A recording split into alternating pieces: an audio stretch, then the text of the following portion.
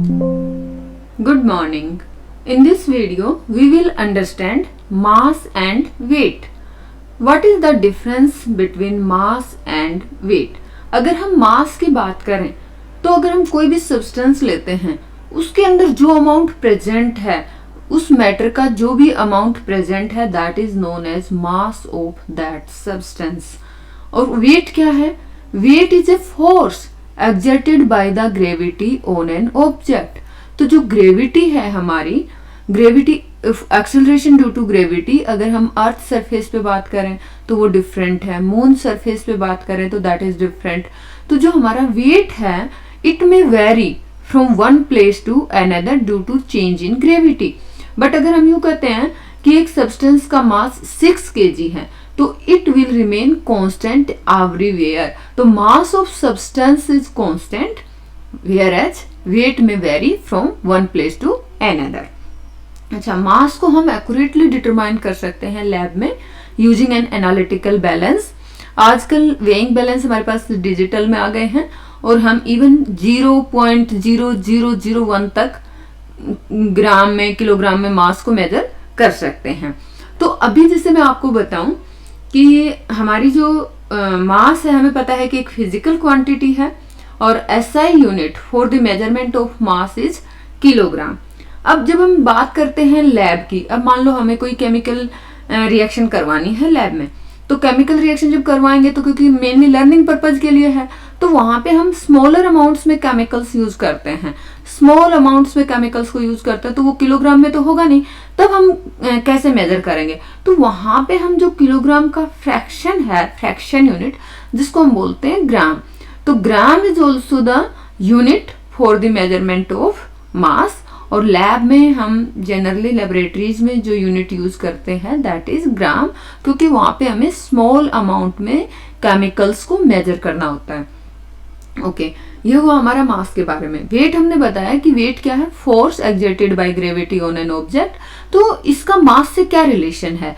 Wait होगा हमारा, एक फॉर्मूला है कि वेट अगर हम W से रिप्रेजेंट करते हैं तो it is equal to mg, और m है हमारा मास ऑफ सब्सटेंस और g है एक्सेलरेशन ड्यू टू ग्रेविटी.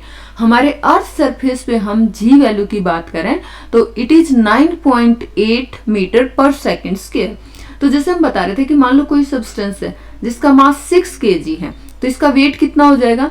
तो जो 6 kg मास है उसको हम 9.8 मीटर पर सेकेंड स्क्वायर से मल्टीप्लाई करेंगे तो यहाँ पे हमारी वैल्यू आ जाएगी 58.8 kilogram metre per second square, और हम यूं कह सकते हैं 58.8 न्यूटन. तो what is newton? Newton is the unit for the measurement of weight. तो इस वीडियो में हमने समझा difference between mass and weight. इसी को हम थोड़ा सा और अंडरस्टैंड कर लेते हैं with the help of some questions. Question क्या होंगे? यहाँ पे जैसे हमने बताया कि जो हमारा अर्थ सरफेस है, अर्थ के सरफेस पे जो हमारी ग्रेविटी है that is 9.8 metre per second square. जबकि हम मून की सरफेस की बात करें तो यहाँ पे जो ग्रेविटी होती है that is about 1/6 of the gravitational force on earth and it is approximately 1.625 metre per second square.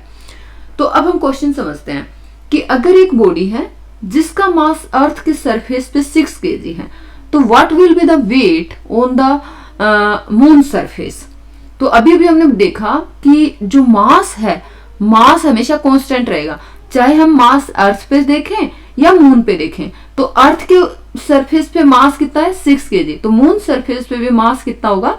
6 kg. But gravity क्योंकि अर्थ पे अलग है, मून पे अलग है, और अभी हमने देखा कि मून की सरफेस पे जो ग्रेविटी गिवन है that is 1.625 metre per second square. तो हमारा जो वेट आ जाएगा सब्सटेंस का on moon it will be 9.75 Newton. और जस्ट प्रीवियस वीडियो में हमने सेम अमाउंट का सब्सटेंस लिया था 6 kg और उसका वेट हमने अर्थ के सरफेस पे देखा था दैट इज 58.8 न्यूटन. 58.8 न्यूटन और मून के सरफेस पे कितना है? 9.75 newton. It is about 1/6. Okay, next question करते हैं. Calculate the weight of an object of mass 50 kg on earth surface as well as on moon surface. तो आपको given क्या है? मास गिवन है. मास गिवन इज 50 kg और weight हमें simple formula निकालना है, weight is equal to mg। तो वेट ऑन अर्थ सरफेस निकालेंगे तो मास ऑफ सब्सटेंस हुआ 50, मल्टीप्लाई करेंगे 9.8 metre per second square, unit हमें लिख लेनी है। 9.8 metre per second square is the acceleration gravitational force on earth surface. तो यहाँ पे हमारे पास इन दोनों का प्रोडक्ट क्या आ जाएगा, 490 न्यूटन। तो 490 न्यूटन जो सब्सटेंस अर्थ के सरफेस पे जिसका मास 50 केजी है, जिसका मास 50 केजी है, तो उसका वेट कितना होगा, उसका वेट होगा 490 न्यूटन। वहीं पे अगर हम मून के सरफेस पे उसकी वेट की बात करें तो जैसे हमने बताया मास तो कांस्टेंट, चेंज क्या हो रहा है, चेंज हो रही है ओनली जी वैल्यू। तो जो हमारे अर्थ के सरफेस पे वेट आया है उसका 1/6 कर दो, 1/6 वेट हो जाएगा मून सरफेस पे। तो मून सरफेस पे इसका वेट हो जाएगा 1/6 of 490, that is around 81.66 newton. So इस वीडियो में आई होप कि आपको समझ में आया होगा what is the difference between mass and weight. Mass and weight दोनों कहाँ वेरी कर रहे हैं, what is the difference. So I hope यहाँ पे आपको क्लियर हुआ होगा। Thank you.